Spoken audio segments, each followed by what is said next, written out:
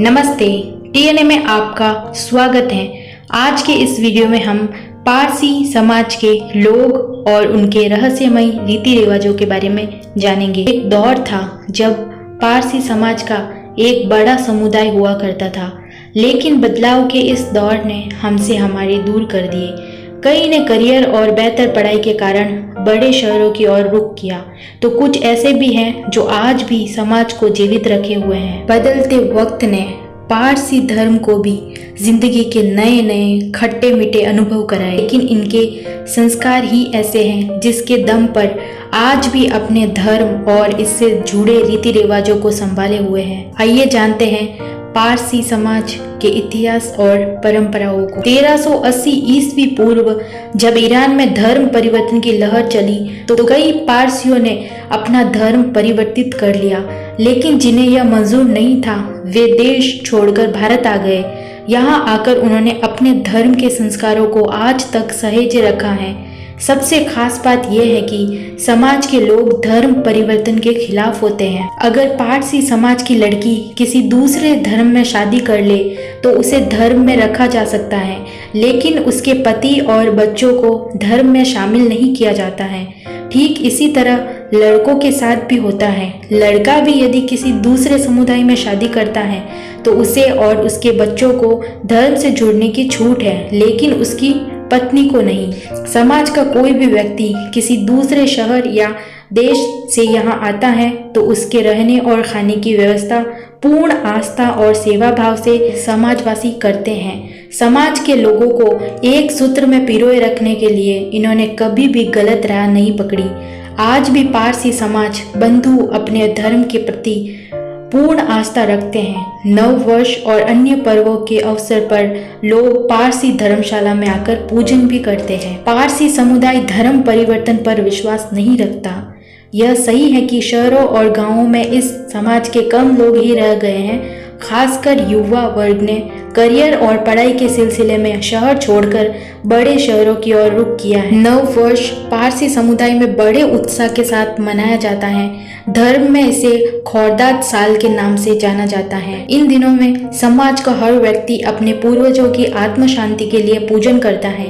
इसका भी एक खास तरीका है। धर्म के लोग चांदी या स्टील के पात्र में फूल रखकर अपने पूर्वजों को याद करते हैं।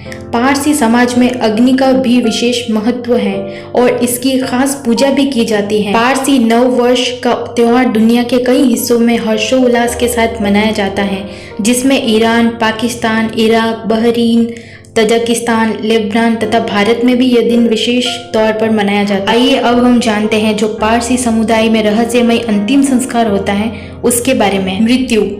शरीर से आत्मा के निकलते ही उस शरीर की कोई अहमियत नहीं रह जाती। जीवित अवस्था में उस शरीर से लोग कितना प्यार करते हैं, उससे कितना स्नेह रखते हैं, लेकिन जैसे ही आत्मा शरीर को छोड़कर अपने परम धाम को प्रस्थान कर जाती है, उस शरीर का आकर्षण भी समाप्त हो जाता है। रिश्तेदार और अन्य करीबी लोग जल्द से जल्द उस शरीर का अंतिम संस्कार करने के लिए बाध्य हो जाते हैं। विभिन्न धर्मों में मृतक के शरीर को अंतिम विदाई देने का अलग अलग तरीका होता है। जिस तरह हिंदू और सिख धर्म में शव का दाह संस्कार किया जाता है, इस्लाम और ईसाई धर्म के लोग शव को दफनाते हैं, वैसे ही पारसी धर्म, जिन्हें भारत के बाहर जोरास्ट्रियंस धर्म कहा जाता है, और इस धर्म को मानने वाले लोग मृतक के शव को गिद्धों का भोजन बना देते हैं।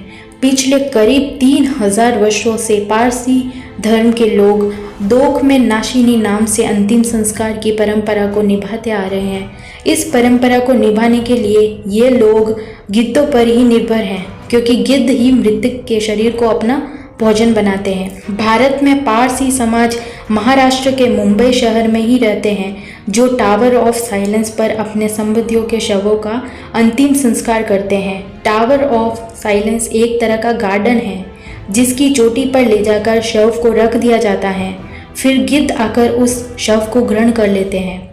कुछ लोग यह स्पष्ट कहते हैं कि पारसी धर्म के लोगों द्वारा अपनाई जाने वाली यह परंपरा अपने अंतिम चरण पर है, लेकिन पारसी सिद्धांतवादियों का कहना है कि वह इसके अलावा किसी अन्य प्रथा को अंतिम संस्कार के तौर पर अपना ही नहीं सकते। सुधारवादी लोग पारसियों के मृत शवों को दफनाए या जलाए जाने जैसी परंपरा की सलाह देते हैं। वहीं परंपरावादी पारसी समाज इस प्रथा को छोड़ना नहीं चाहते।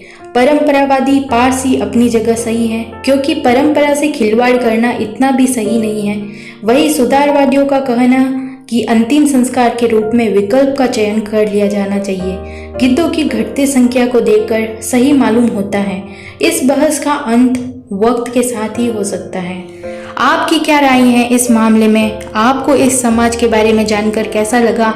आप हमें कमेंट बॉक्स में जरूर बता सकते हैं। हमारे द्वारा दी गई जानकारी सोशल मीडिया और न्यूज़ में आई खबरों के आधार पर दी गई है। धन्यवाद।